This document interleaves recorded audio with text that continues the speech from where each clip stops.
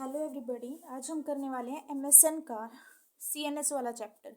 इसमें सिर्फ एमएसएन रहेगी, एनाटॉमी थोड़ी बहुत रहेगी जहाँ ज़रूरत होगी जितनी उतनी, बल्कि एनाटॉमी की अलग क्लासेस रहेंगी। ठीक है, अब हम पढ़ रहे हैं सीएनएस। सीएनएस देखो, कोई भी आप पेपर अटेम्प्ट करते हो, कई बच्चे ऐसे होंगे जो यूनिवर्सिटी एग्ज़ाम्स के लिए प्रिपेयर कर रहे होंगे, तो उनके लिए कैसे अटेम्प्ट करना है पेपर, और नॉट सेट वगैरह बाकी एग्ज़ाम्स होते हैं उनके लिए तो होता ही है।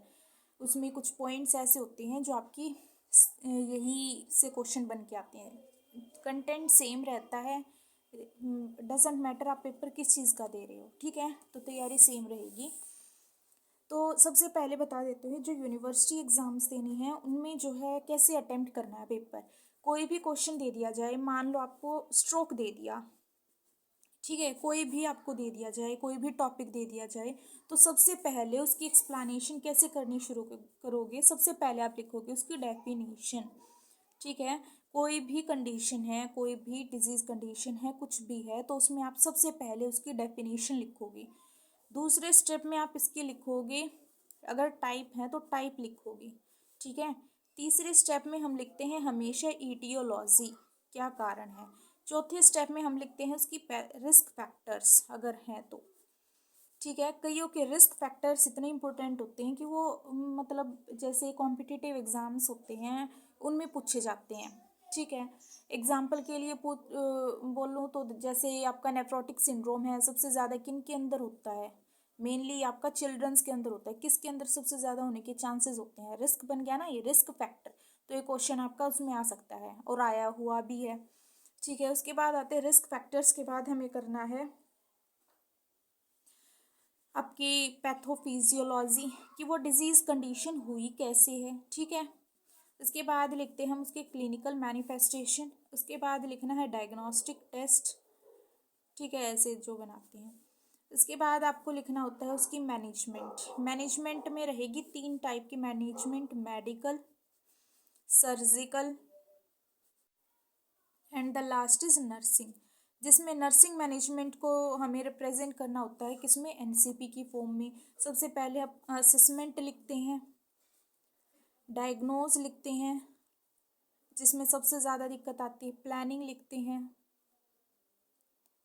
इम्प्लीमेंटेशन लिखते हैं, और लास्ट आपका रहेगा इवेल्युएशन, क्या रिजल्ट रहा। ठीक है, 2 चीज़ें और ध्यान रखनी होती है। जैसे हम असेसमेंट में लिखते हैं सब्जेक्टिव डाटा और ऑब्जेक्टिव डाटा। जब भी हम सब्जेक्टिव डाटा लिखेंगे, हमेशा याद करो सब्जेक्टिव डाटा में कैसे लिखते हैं कि वी नर्स ऑब्जर्व्ड दैट। ठीक है, नर्स ने क्या ऑब्जर्व किया। ऑब्जेक्टिव जो ऑब्जेक्टिव और सब्जेक्टिव 2 टाइप का डाटा आपका रहता है। सब्जेक्टिव कौन सा होता है, जो आप मतलब जो पेशेंट बताता है, जो सब्जेक्ट बताता है। ऐसे याद करो, सब्जेक्ट बोलते हैं ना हम किसी को, किसी पेशेंट को सब्जेक्ट, तो सब्जेक्ट जो बताएगा वो सब्जेक्टिव डाटा है। इसमें पेशेंट कंप्लेन लिखना है आपको, patient complain that he she have headache anything else. Objective में आपने क्या ऑब्जर्व किया, नर्स ऑब्जर्व्ड दैट। ठीक है, वो होता है आपका ऑब्जेक्टिव। ठीक है, प्लानिंग करनी होती है, फिर आप इम्प्लीमेंट करते हो, फिर आप इवेल्युएट करते हो। अब एग्जाम्पल के थ्रू अलग अलग जो पढ़ेंगे उसमें आपकी सारी चीज़ों की प्रैक्टिस होगी। इसी पैटर्न के बेसिस पे हम पढ़ेंगे हर चीज़ को। और वेदर आप बेशक से चाहे किसी भी कॉम्पिटिटिव एग्ज़ाम की तैयारी करते हो तो इसी पैटर्न से चलना पड़ता है। ठीक है, तभी जो है आपकी थ्योरी अच्छी से होती है। जैसे कोई भी टॉपिक पढ़ लिया तो उसको बिना बुक के कैसे पढ़ोगे। बिना बुक के अगर उसे कर पाते हो तो आपका कॉन्सेप्ट क्लियर माना जाता है। बिना बुक के तो आपको सीक्वेंस पता होनी चाहिए। तो शुरू करते हैं भाई। सबसे पहले कंडीशन देखो, कई चीज़ें आपकी हर चैप्टर में कॉमन रहेंगी। जैसे आपका डायग्नोस्टिक टेस्ट हर एक में कॉमन रहेगा। एक बार इसको सेपरेट पढ़ लेते हैं। ठीक है, हर एक के लिए कॉमन रहेगा डायग्नोस्टिक टेस्ट। कहीं पे भी आ जाए आपको यही डायग्नोस्टिक टेस्ट लिखने हैं, सीएनएस से रिलेटेड अगर वो डिजीज कंडीशन होगी तो शुरू करते हैं। सबसे पहले होता है आपका क्रेनियल पंक्शन टेस्ट। सबसे पहले होता है क्रेनियल पंक्शन टेस्ट, जिसके अंदर हम क्रेनियल जो नर्व्स होती हैं, ब्रेन की जो फंक्शनिंग होती है उसको चेक करती हैं। ठीक है, सबसे पहले आप ब्रेन की फंक्शनिंग को चेक करते हो, that is brain cranial function test. ठीक है, उसके बाद आपका रहता है muscle strength test. Muscle strength test क्यों ज़रूरी है? देखो आपकी कोऑर्डिनेशन चलती है, मसल्स कैसे काम करती हैं, आपका स्केलेटल कैसे काम करता है। जब आपका सीएनएस रिस्पॉन्ड करता है तो आप मसल फंक्शन टेस्ट आप लिख सकते हो। ज़रूरी नहीं है, इतना ज़्यादा ज़रूरी नहीं है कि आप हर एक में लिखो, क्रेनियल फंक्शन ज़्यादा ज़रूरी है। तीसरा सबसे इम्पोर्टेंट है आपका रोमबर्ग टेस्ट। रोमबर्ग टेस्ट कौन सा होता है? ये आपका बैलेंसिंग का टेस्ट होता है, बैलेंस को चेक करने के लिए होता है, ठीक है। ये आपके सारे अब न्यूरोलॉजिकल चलेंगे, न्यूरोलॉजिकल टेस्ट, ठीक है, न्यूरॉन्स की स्टडी के लिए न्यूरोलॉजिकल टेस्ट चलेंगे अब सारी की। सबसे पहले होता है आपका रोमबर्ग टेस्ट। रोमबर्ग टेस्ट होता है बैलेंसिंग को चेक करने के लिए। इसमें क्या किया जाता है, इसमें पेशेंट को बोला जाता है कि आप अपनी दोनों टांगों को जोड़ के जो है खड़े हो जाओ। स्टैंड करने के लिए बोला जाता है, और उसकी दोनों लेग्स जो है वो क्या होनी चाहिए, अटैच्ड होनी चाहिए। अब पेशेंट जो है वो खड़ा रह पाता है, पहले उसको बोला जाता है खुली आंखों से खड़ा होना है, दोनों टांगे ज्वाइन करके। अगर खड़ा रह पाता है तो आपका टेस्ट नेगेटिव है, अगर वो नहीं खड़ा पाता, दूसरी बार हम बोलते हैं कि पेशेंट को आंखें बंद करके खड़ा होना होता है, ठीक है। गिर गया पेशेंट तो test is positive, otherwise negative, ठीक है। पहले पेशेंट को उससे हम ये बता सकते हैं कि कंडीशन कितनी सीवियर है, ठीक। पेशेंट को क्या बोला जाएगा, सीधे खड़े हो जाओ, लेग्स ज्वाइन होनी चाहिए, आंखें एक बार खुली आंखों से खड़ा होना है, एक बार बंद आंखों से खड़ा होना है। अगर बैलेंसिंग में खड़ा रह पाता है पेशेंट तो इट मीन्स आपका test is negative, otherwise test is positive. तो ये कौन सा टेस्ट है? आपका रोमबर्ग टेस्ट है, ठीक है। उसके बाद आ जाओ, चौथा टेस्ट है आपका सेरिब्रल एंजियोग्राफी। एंजियोग्राफी हर जगह पढ़ा होगा। एंजियोग्राफी, एंजियोग्राफी कैसे की जाती है, यानी कि आपकी जो है एक डाई की मदद से की जाती है, ठीक है। डाई की हेल्प से एंजियोग्राफी की जाती है, ठीक। Cerebral angiography with the help of dye. और हमेशा याद रखना ये क्वेश्चन आता है आपका जब भी है, इवन कॉम्पिटिटिव एग्जाम में पूछा गया है ये। डाई का यूज़ करते हैं तो हम पेशेंट को क्या सजेशन करेंगे, और आपके पास ऑप्शन थे, ठीक है। उसमें एक ऑप्शन होता है, सबसे मेन बात यही है इसकी, डाई वाला जो पेशेंट जिसके अंदर ये टेस्टिंग होती है, एंजियोग्राफी होती है, उस पेशेंट के अंदर डाई जाती है, और वो डाई जो है आपकी स्किन का कलर चेंज कर देती है, थोड़ा बहुत स्किन का कलर एल्टर होता है। साथ के साथ जो है ये माउथ को ड्राई करती है, मेटेलिक टेस्ट लेके आती है। इसीलिए हम पेशेंट को ज़्यादा से ज़्यादा पानी पीने के लिए बोलते हैं। क्या करने के लिए बोलते हैं, यही क्वेश्चन होता है कि क्या एडवाइस देते हैं पेशेंट को। एंजियोग्राफी का जो पेशेंट होता है उसे हम एडवाइस करते हैं कि ज़्यादा से ज़्यादा पानी पिए, because of for the excretion of the dye, क्योंकि काम तो उसका हो गया है, काम होने के बाद उसको एक्सक्रीट कराना होता है, ज़्यादा से ज़्यादा पानी के थ्रू ही वो एक्सक्रीट हो सकता है। उसके बाद आता है आपका माइलियोग्राफी। माइलियोग्राफी क्या होता है? माइलियोग्राफी में क्या होता है आपका, एक्सरे किया जाता है स्पाइनल आर्केनोइड स्पेस का, ठीक है। एक्सरे किया जाता है सब आर्केनोइड स्पेस जो होता है आपका उसका। देखो आपकी 3 मेम्ब्रेन होती हैं, ड्यूरा आर्केनोइड पायामेटर, ड्यूरा आर्केनोइड पायामेटर, ठीक है। डेप्थ से हमने याद किया, ड्यूरा आर्केनोइड पायामेटर। देखो आर्केनोइड से नीचे जो स्पेस रहेगा वो आपका सब आर्केनोइड स्पेस रहेगा, ठीक है। ड्यूरल से जो नीचे रहेगा वो आपका सब ड्यूरल स्पेस रहेगा, ड्यूरल से ऊपर जो रहेगा वो आपका एपीड्यूरल स्पेस रहेगा। तो आपका जो सब आर्केनोइड स्पेस होता है उस रीजन में सीएसएफ फ्लो करता है, ठीक है। पता होना चाहिए इस बात का, किस रीजन में सीएसएफ फ्लो करता है आपका सब आर्केनोइड स्पेस में। जब भी आप सैंपल लेते हो सीएसएफ का तो वो नंबर 3, 4, कई नंबर 2, नंबर 3 भी आ जाता है, ठीक है। ये 2 ऑप्शन होते हैं, दोनों में से एक ही ऑप्शन मिलेगा। इस मेनली आप प्रेफर करते हो L3 L4 को, ठीक है। यहाँ से सब आर्केनोइड स्पेस में हम सीएसएफ का कलेक्शन करते हैं, ठीक है। ये आपका माइलियोग्राफी। इसके बाद आता है 6th कंडीशन आपकी ईएसएफ, इलेक्ट्रो ईईजी बोलते हैं इसको, EEG, electro encephalography.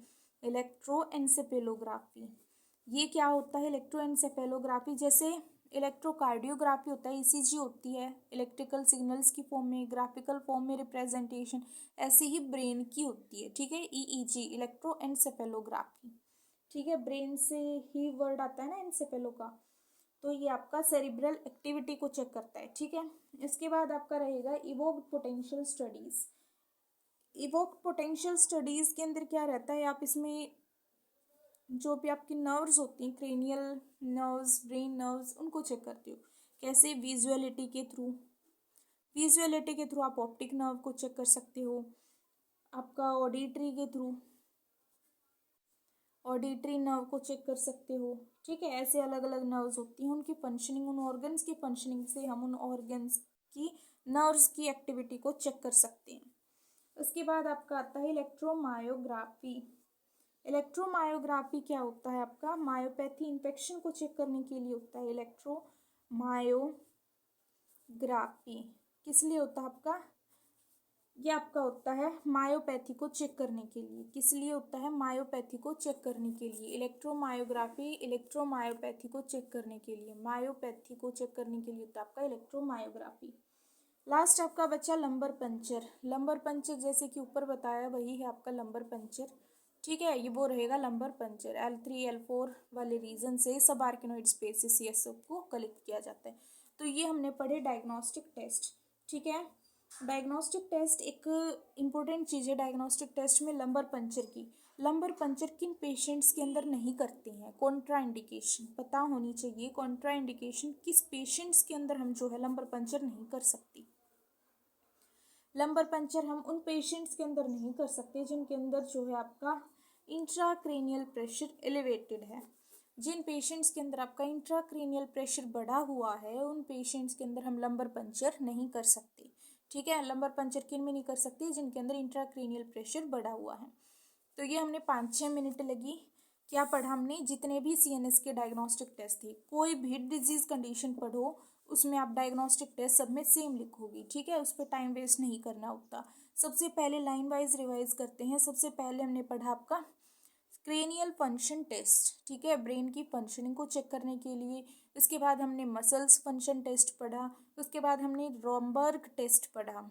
Romberg test balancing को चेक करने के लिए सबसे अलग है, सबसे बेस्ट है, सबसे ज़्यादा यूजेबल है। सेरिब्रल एंजियोग्राफी होता है आपका, माइलियोग्राफी होता है, एक्सरे किया जाता है आपका सब आर्किनोइड रीजन्स में, EEG होता है आपका, इवेक्ट पोटेंशियल टेस्ट होता है, इलेक्ट्रोमायोग्राफी होती है और आपका लंबर पंचर होता है। ठीक है, यही चीज़ें आपकी रिपीटेडली रिवाइज होती जाएंगी जब हम हर ड्रग में आपका डायग्नोस्टिक टेस्ट लिखेंगे। शुरू करें अब डिजीज़ कंडीशन। अब शुरू करते हैं डिजीज़ कंडीशन। चलो सबसे पहले कहाँ से शुरू करें? सबसे पहले शुरू करते हैं आपकी जो सबसे ज़्यादा इम्पोर्टेंट्स हैं उन्हीं से शुरू करेंगे। सबसे पहले हम शुरू करते हैं आपकी ट्राइजेमिनल न्यूरल्जिया से। लाइन वाइज शुरू करेंगे। ठीक है, सबसे पहले आती है आपकी ट्राइजेमिनल न्यूरल्जिया।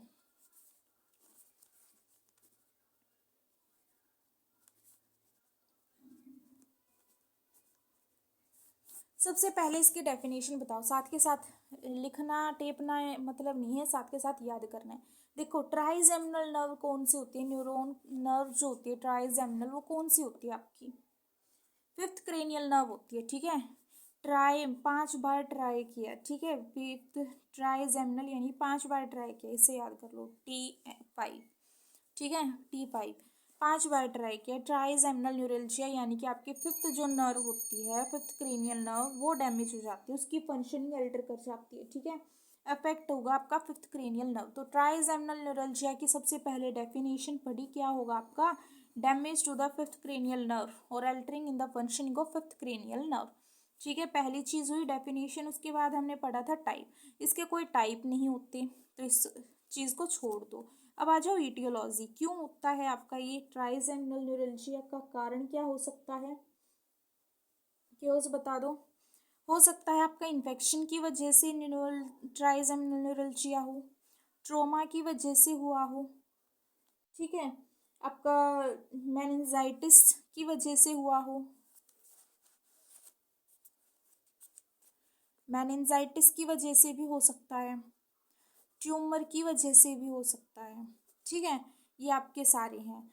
कोई इंजरी, कोई आपकी एक्सीडेंट वगैरह हो गया उससे भी हो सकता है ट्राइजेमिनल न्यूरल्जिया, यानी कि फिफ्थ नर्व के अंदर डैमेज होना, इसकी वजह से पेन आना। ठीक है, ट्राइजेमिनल न्यूरल्जिया। सबसे पहले डेफिनेशन पढ़ी, ट्राई 5 बार ट्राई किया यानी कि फिफ्थ क्रेनियल नर्व इसमें इन्वॉल्व होते हैं। उसके बाद इसके टाइप होते नहीं है। उसके बाद इसकी ईटियो पे आ जाओ। ईटियोलॉजी किस वजह से होता है? ईटियोलॉजी आपकी क्या रहेगी? ये आपका मेनली होता है इन्फेक्शन की वजह से, ट्रोमा की वजह से, इंजरी वगैरह हो जाए, आपका मेनिंजाइटिस की वजह से, ट्यूमर की वजह से, कोई ट्यूमर गांठ हो गई वो आपकी नर्व को कंप्रेस कर रही है, जैसे कोई गांठ हो गई, ये हम पढ़ेंगे एन्यूरिज्म में, और वो आपकी जो है नर्व को कंप्रेस कर रही है, यहाँ पे वो नर्व कंप्रेस हो रही है, ठीक है, और ये नर्व, और अब इसकी एक्टिविटी तो अल्टर हो जाएगी, तो इसकी वजह से भी आपका हो सकता है, नर्व कंप्रेशन की वजह से भी आपका हो सकता है, ठीक। ये है आपका न्यूरल ट्राइजेमिनल न्यूरल्जिया की इटियोलॉजी। रिस्क फैक्टर्स की बात करें, रिस्क किस किस को हो सकता है, जो आपका क्रॉनिक एक्सरसाइजेस करते हैं उनको रिस्क हो सकता है, ठीक है, हैवी वेट लिफ्टिंग की वजह से हो सकता है, ठीक है, सिर पे कोई हैवी वेट लिफ्ट कर लिया उसकी वजह से आपका हो सकता है, ठीक है, ये रहेगा आपका रिस्क फैक्टर।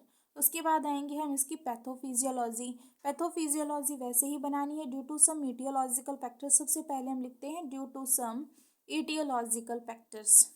ईटियोलॉजिकल फैक्टर आपको यही लिखना है, जैसे इन्फेक्शन, ट्रोमा, मेनिंजाइटिस, ये तीनों सीरीज में लिख दो, इन्फेक्शन हो गया, ट्रोमा हो गया, मेनिंजाइटिस हो गया। अब एक को उठा लो, इन्फेक्शन को उठा लो, जैसे बैक्टीरिया आपका अंदर गया तो आपका जो है पेरेंजाइटिस हुआ, पहले पेरेंजाइटिस हुआ, फिर बॉडी ने रिस्पॉन्स किया, एंटीजन एंटीबॉडी रिएक्शन हुई, लेकिन जो बैक्टीरिया है वो इन्वेड कर गया, फाइनली वो आपका ट्रांसमिट होता होता नर्व्स तक पहुंच गया, वहाँ पे जाके ट्राइजेमिनल नर्व को डैमेज कर दिया, जिसकी वजह से आपका ये कंडीशन हो गई, ठीक है, ये आपकी पैथोफिजियोलॉजी होती है। उसके बाद हम लिखते हैं क्लिनिकल मैनिफेस्टेशन। क्लिनिकल मैनिफेस्टेशन इसकी सबसे ज़्यादा इंपॉर्टेंट है, ट्राइजेमिनल न्यूरल्जिया में शार्प शूटर पेन होता है, कैसा, sharp shooter pain, sharp shooter pain, one side sharp shooter, दोनों जगह भी हो सकता है, लेकिन मेनली एक ही जगह दिक्कत होगी एक टाइम पे, दो जगह मुश्किल रेयर होता है, ठीक है, तो इसके अंदर क्या होगा, आपका शार्प शूटर पेन होगा, क्लिनिकल मैनिफेस्टेशन क्या रहेगी, शार्प शूटर पेन, ठीक। सबसे पहले हमने पढ़ा ट्राइजेमिनल न्यूरल्जिया होता क्या है, इसमें आपकी फिफ्थ क्रेनियल नर्व जो है इन्वॉल्व रहेगी, उसके बाद उसकी हमने पढ़ी टाइप होता नहीं है, उसके बाद पढ़ना होता है ईटीओ, किस वजह से हुआ, इन्फेक्शन की वजह से हुआ, ट्रोमा की वजह से हुआ, मेनिंजाइटिस की वजह से हुआ, नर्व कंप्रेशन की वजह से हुआ, ठीक है। उसके बाद हमने पढ़े रिस्क फैक्टर, देखो क्रोनिक आपकी एक्सरसाइजेस करते हो, हैवी वेट लिफ्टिंग, ये आपके इफेक्ट हो सकते हैं, कई ड्रग्स का भी साइड इफेक्ट हो सकता है, ठीक है, ड्रग्स की वजह से आपको ये हो सकता है। इसके बाद आए हम पैथोफिजियोलॉजी बनानी होती है, क्लिनिकल मैनिफेस्टेशन में क्या होता है, इसके अंदर शार्प शूटर पेन मिलता है, क्लिनिकल मैनिफेस्टेशन में क्या होगा, आपका शार्प शूटर पेन होगा, और कौन कौन से साइन आपको देखने को मिलेंगे, फेस वॉशिंग ऑफ फेस,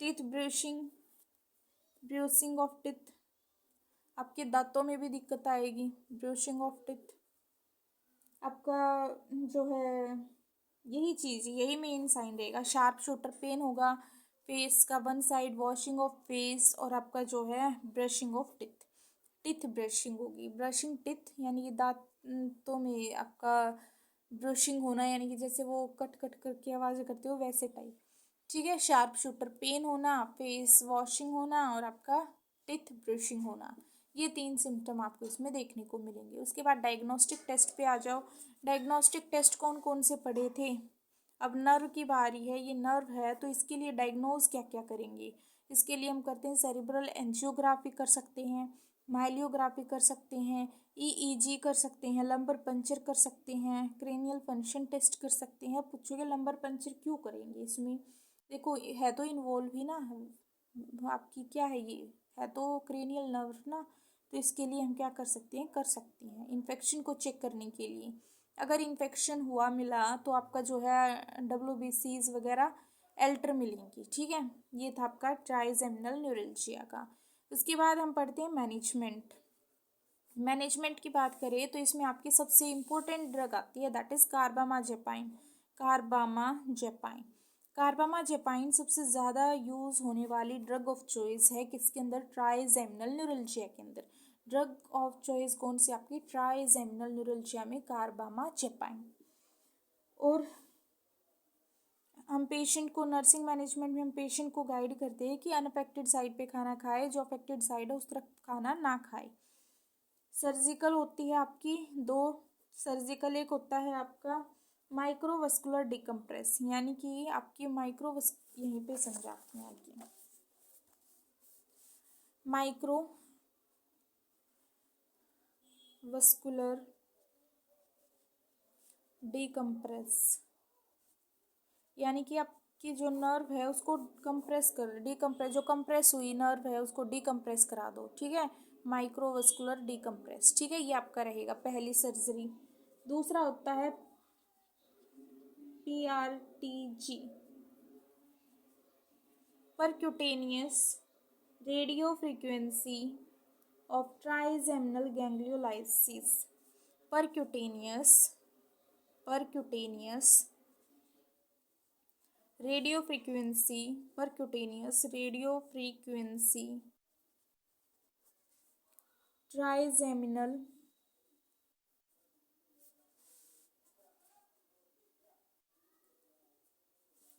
गैंग्लियोलाइसिस, ठीक है, ये आपका रहेगा percutaneous radio frequency trigeminal gangliolysis, यानी कि percutaneous radio frequency radio waves के थ्रू जो है आपकी ट्राइजेमिनल नर्व को उसकी एक्टिविटी को वहीं पे ख़त्म कर देंगे, यानी कि उसका आगे का सिग्नल ही काट देंगे, कट करना एक तरीके से, ठीक है, percutaneous trigeminal radio frequency, percutaneous radio frequency trigeminal gangliolysis. ये आपका था पूरा का पूरा किसके बारे में, ट्राइजेमिनल न्यूरल्जिया के बारे में।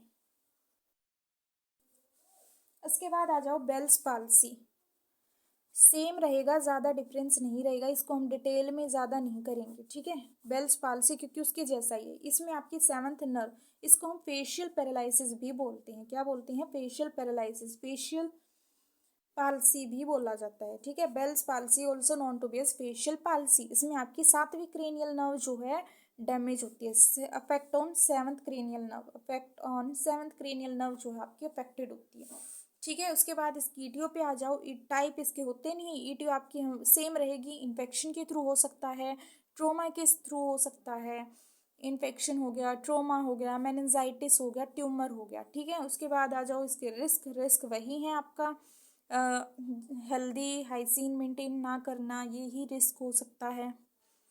इसके बाद आ जाओ पैथोफिजियोलॉजी, सेम रहेगी उसके जैसी ही, एंटर करेगा बैक्टीरिया, एंटीजन एंटीबॉडी बनेंगी, फेरेंजाइटिस होगा लेकिन वो इन्वेड कर जाए, इन्वेड नहीं मतलब वो बच नहीं पाएगा और आपका फाइनली क्या कर देगा, बेल्स पाल्सी फेशियल नर्व को डैमेज करेगा।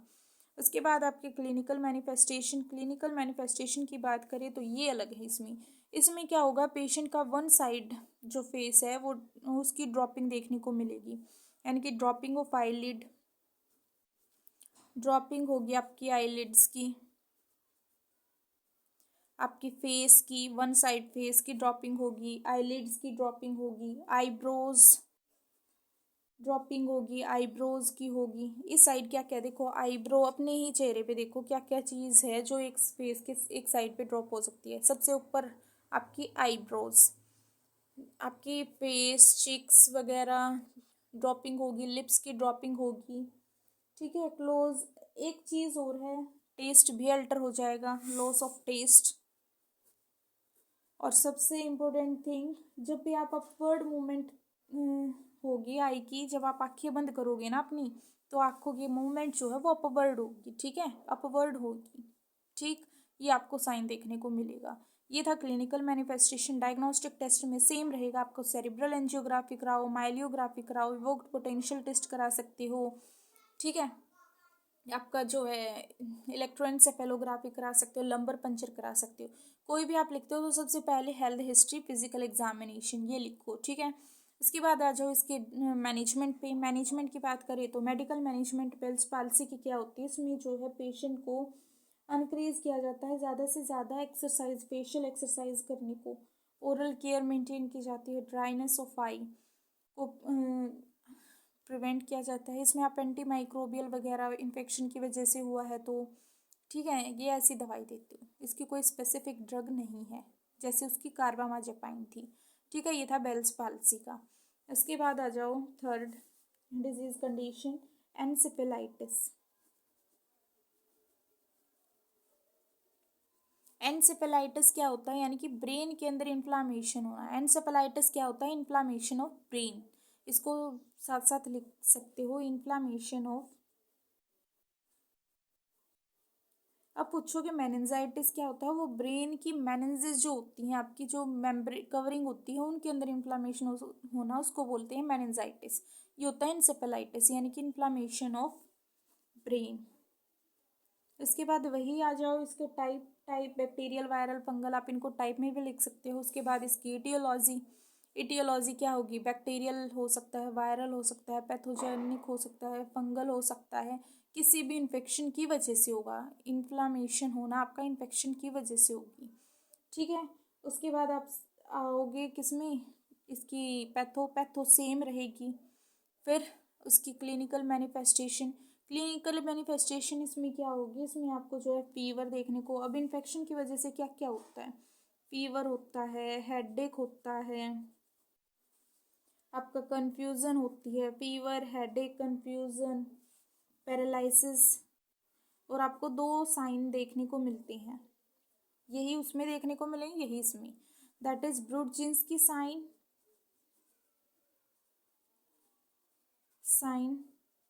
और आपका कर्निंग साइन, ये 2 साइन आपको देखने को मिलते हैं। अब ये साइन होते क्या हैं, देखो भाई, ब्रूड-जीन्स की साइन में क्या होता है, अगर आप हेड को फ्लेक्स करते हो तो आपकी थाइज, आपके नी भी फ्लेक्स हो जाते हैं। आप अपनी गर्दन को जैसे उठाओगे तो आपके पैर भी ऐसे ही ऑटोमेटिकली उठने लग जाएंगे। ये होता है ब्रूड-जीन्स की, ठीक है। रूड है ये बहुत, ठीक है। रूड क्यों है, देखो, उठाया सिर को, उठ गए पैर, ठीक है। ब्रूड से हम याद कर सकते हैं।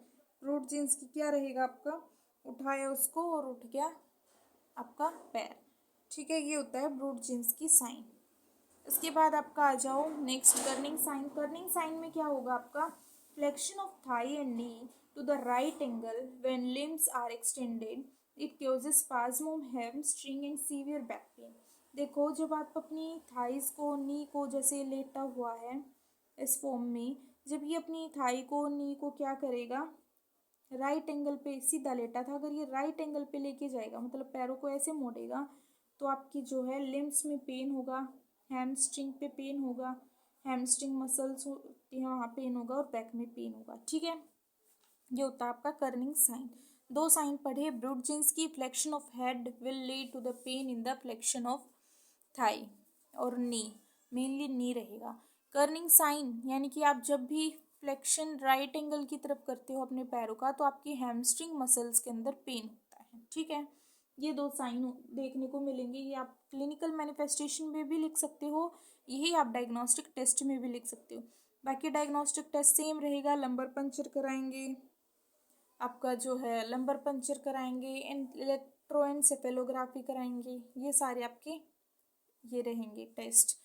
फिर इसकी मैनेजमेंट पढ़े तो एंटीबैक्टीरियल, एंटीवायरल, यही ड्रग्स दे सकते हैं, ठीक है। ये आप लिख सकते हो, एंटीबैक्टीरियल होगी, एंटीवायरल होगी, एंटी फंगल ड्रग्स हो गई, ऐसी ड्रग्स दे सकती हैं। सर्जरी इनकी कोई होती नहीं है। नर्सिंग मैनेजमेंट आपको डायग्नोज बनाने होते हैं, डायग्नोज लास्ट में इकट्ठे करेंगी कॉमन, ठीक है, जो सभी में लिख सकते हैं।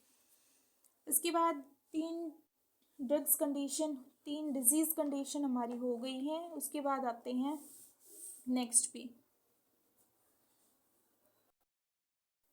इसके बाद आते हैं, एक होती है न्यूरोसिस्टिक सिरोसिस।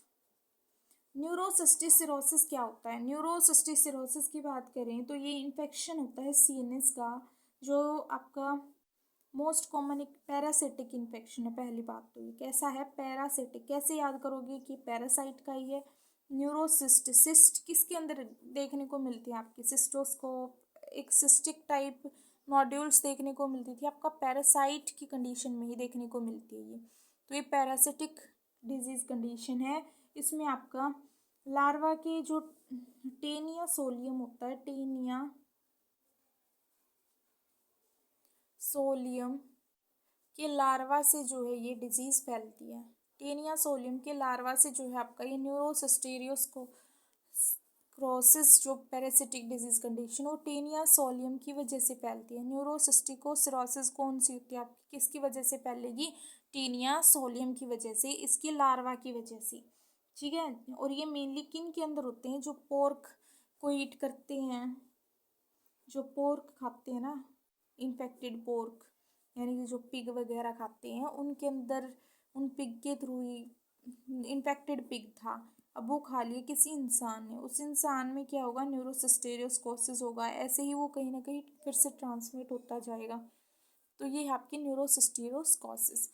वही सारे सिम्टम सेम वगैरह लिखने हैं आपको, इन्फेक्शन है वैसी बात है, तो सारी चीज़ें आपको लिखनी है। रैशेज होंगे, पेन होगा, आपका जो है हेडेक होगा, फीवर होगा, यही सारे सिम्टम देखने को मिलेंगे। टेस्टिंग सेम रहेगी, मैनेजमेंट सेम रहेगी, इसकी कोई सर्जरी होती नहीं है, ठीक है। दवाइयाँ सेम रहेगी, एंटी पैरासिटिक ड्रग्स इसमें हम देखते हैं, ठीक।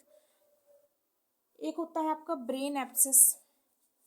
नेक्स्ट कंडीशन पढ़ लेते हैं, ब्रेन एब्सेस।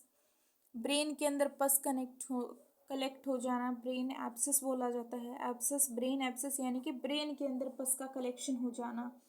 इन्फेक्शियस मटेरियल है ब्रेन के अंदर, उस इन्फेक्शियस मटेरियल या पस का फॉर्मेशन हो जाना ब्रेन के अंदर, उसको बोलते हैं ब्रेन एब्सेस। कारण हो सकता है इन्फेक्शन, हो सकता है आपका कान में इन्फेक्शन हो, कान तक इन्फेक्शन आपका दिमाग तक पहुंच गया और वहाँ पे ध्यान नहीं दिया, इतने सिम्टम नहीं दिखे और आखिरी में वो पस टाइप फॉर्मेशन देखने को मिलेगी, ठीक है। ये आपका रहेगा इसमें ब्रेन एब्सेस में। मैनेजमेंट सेम रहेगी उनकी तरह ही जो इन्फेक्शन वाली थी, ठीक। ये हमने 5 डिजीज कंडीशन पढ़ी, एक अगर ध्यान से पढ़ी है तो बाकी सारी आपकी हो गई होंगी। ट्राइजेमिनल न्यूरल्जिया आपका facial paralysis, facial palsy Bell's palsy से मैच करता है, थोड़ा सा डिफरेंस है। एनसेफेलाइटिस मेनिंजाइटिस से मैच करेगा। न्यूरोसिस्टेरोस्कोसिस हो गया, सिंपल है। ब्रेन एब्सेस हो गया, ये इन्हीं की तरह है, सेम एनसेफेलाइटिस की तरह ही, ठीक है। बस इन्फेक्शन किस वजह से अलग हुआ वो अलग है, ठीक। ये था आपका 5 डिजीज कंडीशन, बाकी डिजीज कंडीशन पढ़ेंगे नेक्स्ट वीडियो में।